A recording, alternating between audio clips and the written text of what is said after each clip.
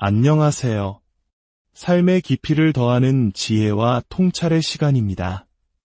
오늘 이야기가 당신의 마음에 작은 울림이라도 준다면 잠시 시간을 내어 구독과 좋아요를 눌러주세요. 당신의 소중한 관심은 저희에게 큰 힘이 되며 어쩌면 지금 비슷한 고민으로 힘들어하고 있을 또 다른 누군가에게 이야기가 닿을 수 있는 빛이 될지도 모릅니다. 당신의 선한 영향력이 더 널리 퍼져나가기를 바랍니다. 자, 그럼 오늘의 이야기를 시작하겠습니다. 당신은 그저 당신의 삶을 살고 있었습니다. 무언가를 쫓지도 누군가의 관심을 구걸하지도 않는 평범한 일상 속에서 말이죠. 그런데 어느 날 그가 나타납니다. 그는 매력적이고 세심하며 당신의 이야기에 귀를 기울입니다. 그의 시선은 유독 당신에게 오래 머무르는 것 같습니다. 하지만 여기에는 한 가지 문제가 있습니다. 그는 이미 임자가 있는 사람입니다. 아내가 있거나 오랜 연인이 있을 수도 있고 어쩌면 가정을 꾸렸을지도 모릅니다. 그런데도 이상하게 그의 존재는 당신의 마음을 끌어당깁니다. 어쩌면 당신 안에 무언가가 그의 에너지에 반응하는 것일지도 모르겠습니다. 당신이 시작한 관계가 아닙니다. 하지만 당신은 어느새 이 복잡한 감정의 한가운데에 서 있습니다. 그리고 마음속에서는 하나의 질문이 메아리칩니다. 이미 짝이 있는 남자가 나를 원하는 것, 이 감정은 도대체 무엇을 의미하는 걸까? 오늘 우리는 이 질문에 대해 판단이나 비난이 아닌 깊은 통찰과 진실의 눈으로 다가가려 합니다. 위대한 정신분석학자 칼 융의 시선으로 이 복잡한 상황의 본질을 들여다보겠습니다. 칼 융에 따르면 이 상황은 단순한 로맨스나 연애 감정의 문제가 아닙니다. 놀랍게도 이것은 당신에 대한 이야기가 아닐 수도 있습니다. 이것은 전적으로 그 남자에 대한 이야기이며 그의 내면 깊숙한 곳에 해결되지 않은 채 남아있는 무언가에 대한 이야기입니다. 이미 관계 속에 있는 남자가 다른 여성에게 손을 뻗을 때 그것은 단순한 육체적 욕망 때문인 경우는 드뭅니다. 심지어 그 여성이 누구인지가 중요한 것도 아닐 때가 많습니다. 그의 행동은 자기 자신 안에서 잃어버린 무언가를 되찾고 싶은 깊은 갈망에서 비롯된 것입니다. 융은 이를 남성의 무의식 속에 있는 여성적 에너지, 즉 아니마를 향한 추구라고 불렀습니다. 그가 진정으로 원하는 것은 당신이라는 한 명의 여성이 아닙니다. 그가 원하는 것은 당신이라는 존재를 통해 자기 안에서 다시 깨어날 것이라고 믿는 어떤 감정입니다. 그것은 바로 생동감, 신비감, 그리고 새로운 가능성입니다. 한때 자신이 가졌지만 잃어버렸거나 혹은 단 한 번도 가져보지 못했던 그 짜릿한 불꽃 말입니다. 그래서 그는 이 모든 필요와 갈망을 당신이라는 실존 인물에게 투사하는 것입니다. 당신이 어떤 사람이기 때문이 아니라 당신이 그에게 상징하는 의미 때문에 말이죠. 마치 텅 빈 유리잔을 들고 당신의 존재가 그 잔을 채워줄 것이라고 믿는 것과 같습니다. 하지만 여기에 우리가 마주해야 할 진실이 있습니다. 당신은 그의 공허함을 채워주기 위해 태어난 존재가 아닙니다. 그 무거운 짐을 짊어질 의무가 당신에게는 없습니다. 많은 여성들이 이런 상황에서 스스로를 탓합니다. 혹시 내가 여지를 준 걸까? 내가 너무 마음을 열었나? 그의 관심에 반응한 내게 문제가 있는 건 아닐까? 하고 말이죠. 분명히 말씀드리겠습니다. 당신의 매력적인 에너지는 문제가 아닙니다. 하지만 그 에너지가 누군가를 끌어당기는 힘이 있는 것은 사실입니다. 그리고 만약 당신의 존재가 그의 내면에서 무언가를 일깨웠다면 그것은 당신의 존재감보다는 그의 부재감에 대해 더 많은 것을 말해줍니다. 생각해보세요. 내면이 온전하고 자신의 삶과 조화를 이루며 자신이 한 서약을 존중하는 남자는 다른 사람에게 매력을 느낄 수는 있습니다. 인간이니까요. 하지만 그는 그 감정을 함부로 드러내지 않고 존중하며 결코 행동으로 옮기지 않는 선택을 합니다. 그가 당신에게 다가왔다는 사실은 당신이 특별하다는 의미도 특별하지 않다는 의미도 아닙니다. 그것은 오직 한 가지, 그의 내면이 깊이 분열되어 있다는 것을 의미할 뿐입니다. 칼 융은 바로 이 분열에 대해 경고했습니다. 겉으로는 평범한 삶을 사는 것처럼 보이지만 실제로는 자신이 외면하고 있는 무의식의 그림자에 의해 지배당하는 사람. 낮에는 밝게 웃지만 밤이 되면 어두운 그림자에 이끌리는 사람 말입니다. 만약 당신이 이런 감정적 삼각관계에 휘말렸거나 그 언저리에 서 있다면 이 상황이 얼마나 혼란스러운지 잘 아실 겁니다. 당신은 스스로에게 이렇게 말할지도 모릅니다. 분명 나에게 진심일 거야. 그렇지 않고서야 이런 위험을 감수할 리가 없어. 지금의 관계가 불행한 게 틀림없어. 다른 사람들은 보지 못하는 무언가를 내 안에서 본 거야. 하지만 그것은 혼돈의 날카로운 모서리를 무디게 만들기 위해 당신의 마음이 스스로에게 들려주는 이야기일 뿐입니다. 진실은 훨씬 더 냉정하고 아플 수 있습니다. 남자는 진정한 관계를 맺을 준비가 되지 않은 상태에서도 깊은 연결을 갈망할 수 있습니다. 얕은 삶을 살면서도 깊이를 추구하는 척할 수 있습니다. 당신의 빛을 그토록 원하면서도 정작 자신의 마음은 굳게 닫아버린 방 안에서 살아갈 수 있다는 뜻입니다.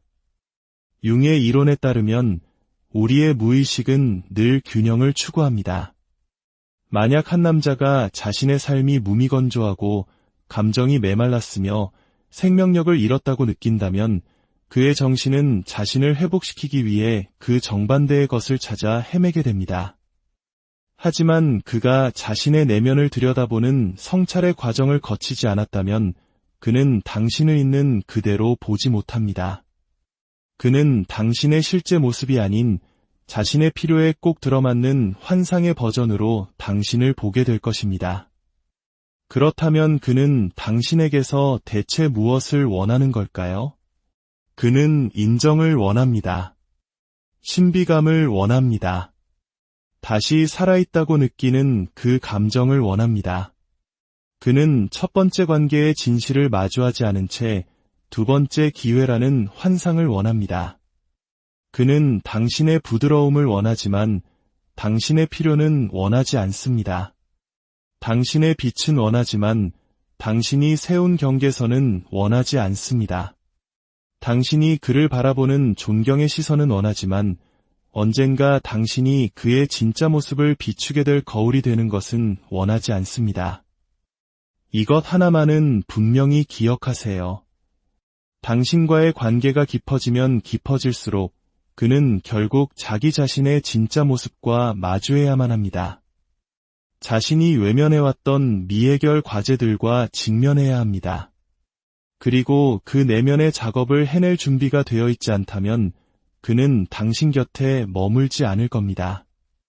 머물 수 없습니다. 당신이든 자기 자신이든 무언가를 부서뜨리지 않고서는 불가능하기 때문입니다. 당신은 누군가의 감정적 재활센터가 되기 위해 태어나지 않았습니다. 당신은 다른 사람이 짊어지기를 거부한 짐을 대신 들어주기 위해 창조된 존재가 아닙니다. 그가 당신에게 다가와 이런 말을 속삭일 때 이런 감정은 처음이야. 당신은 정말 달라. 내 안에는 당신처럼 나를 이해해주지 못해. 이 말들이 전부 거짓은 아닐 수 있습니다. 하지만 진실 또한 아닙니다. 그것은 그의 부서진 자아가 내보내는 투사일 뿐이며 책임감에서 벗어나 다시 한번 좋은 기분을 느끼고 싶은 공허한 속삭임에 불과합니다. 하지만 그 짜릿한 감정이 사라지고 나면 어떻게 될까요? 당신이 더 많은 것을 원하기 시작하고 우리 관계는 뭐죠? 나는 당신에게 어떤 사람인가요? 라고 묻기 시작하면 어떻게 될까요? 바로 그 순간부터 거리감이 생기기 시작합니다. 그가 만들어낸 이야기에 균열이 가기 시작합니다. 왜냐하면 그에게 이 관계는 무언가를 쌓아 올리는 과정이 아니라 무언가로부터 탈출하는 과정이었기 때문입니다. 칼 융은 우리에게 이렇게 상기시킵니다. 그림자 속에서 시작된 모든 것은 빛으로 나와야만 한다. 그렇지 않으면 그것은 구하는 자와 그 원천 모두를 파괴할 것이다. 그러니 이 모든 것이 당신의 잘못은 아닙니다. 하지만 당신에게는 선택권이 있습니다. 한 걸음 물러나서 더 깊은 질문을 스스로에게 던져볼 수 있습니다. 나는 왜 이 관계가 이토록 깊어지도록 내버려뒀을까? 옳지 않다는 것을 알면서도 내 안에 무엇이 그의 에너지에 반응했던 걸까? 그가 당신에게 자신의 결핍을 투사했던 것처럼 어쩌면 당신 또한 그에게 무언가를 투사하고 있었을지 모릅니다. 어쩌면 당신은 그가 당신의 진짜 모습을 알아봐 주었다고 생각했을지 모릅니다. 마침내 내가 선택받았다고 믿었을지도 모릅니다. 단 한 번이라도 내가 중요한 사람처럼 느껴졌을 수도 있습니다. 그리고 바로 이 지점에서 고통이 시작됩니다. 어쩌면, 아주 어쩌면 당신이 원했던 것은 그 남자가 아니라 그가 주었던 느낌이었을지도 모르기 때문입니다. 그 순간 그가 비춰주던 당신의 모습, 그리고 나도 누군가에게 쫓길 만큼 가치 있는 사람일 수 있구나 하는 그 생각 말입니다. 하지만 제가 분명히 말씀드릴게요. 당신의 가치를 증명하기 위해 다른 사람의 혼돈이 필요하지는 않습니다. 당신이 얼마나 소중한 사람인지 알기 위해 비밀스러운 욕망의 대상이 될 필요는 없습니다. 사랑받고 있음을 느끼기 위해 훔친 순간들에 기댈 필요가 없습니다. 당신의 가치는 결코 다른 사람의 삶의 변두리에서 존재하는 것이 아니기 때문입니다. 당신은 우회로가 아닙니다. 당신은 잠시 멈춤이 아닙니다. 당신은 다른 사람의 혼란 속에서 잠시 즐기는 스릴이 아닙니다. 당신은 하나의 거울이자 하나의 영혼이며 그 존재만으로도 다른 사람의 내면을 일깨우는 힘을 가진 여성입니다. 하지만 그들이 그 깨어남을 가지고 무엇을 하든 그것은 당신의 책임이 아닙니다. 칼 융은 이렇게 말했습니다. 당신이 무의식을 의식화하기 전까지 무의식은 당신의 삶을 지배할 것이고 당신은 그것을 운명이라 부를 것이다. 그러니 이제 그가 자신의 운명을 마주하게 하세요. 그가 자신의 거울을 들여다보게 하세요. 그리고 당신은 처음부터 당신의 것이 아니었던 그 무거운 짐에서 벗어나 자유롭게 날아오르세요. 지금까지 우리는 그가 왜 당신을 원하는지에 대해 탐구했습니다. 하지만 솔직히 말해 그것은 이야기의 절반에 불과합니다. 그가 원할 수는 있지만 그것을 허락하고 마음을 열고 설령 생각 속에서라도 그 관계가 지속되도록 한 것은 바로 당신이기 때문입니다. 이것은 당신이 약하거나 실패했다는 의미가 아닙니다. 이것은 당신의 내면 어딘가에서 오랫동안 관심과 깊이 그리고 연결에 굶주려 있었다는 중요한 신호입니다. 비록 그것이 잘못된 곳에서 온 것일지라도 말이죠. 칼 융은 타인의 그림자뿐만 아니라 우리 자신의 그림자에 대해서도 자주 이야기했습니다. 우리가 묻어버린 자신의 일부, 우리가 무시하는 욕구, 우리가 잘못된 것이라고 딱지 붙인 욕망들 말입니다. 그것들은 지하로 숨어들어 우리가 전혀 예상치 못한 방식으로 불쑥 모습을 드러냅니다. 만약 당신이 당신의 가치관과 맞지 않는 관계에 끌렸다면 그것은 당신이 망가졌기 때문이 아닙니다. 당신의 그림자 속에 있던 무언가가 마침내 목소리를 냈기 때문입니다. 그 목소리의 정체를 한번 찾아볼까요? 어쩌면 당신은 평생을 착한 여자로 살아왔을지 모릅니다. 늘 기다리고, 베풀고, 모두를 먼저 생각하고 자신은 맨 마지막에 두는 사람.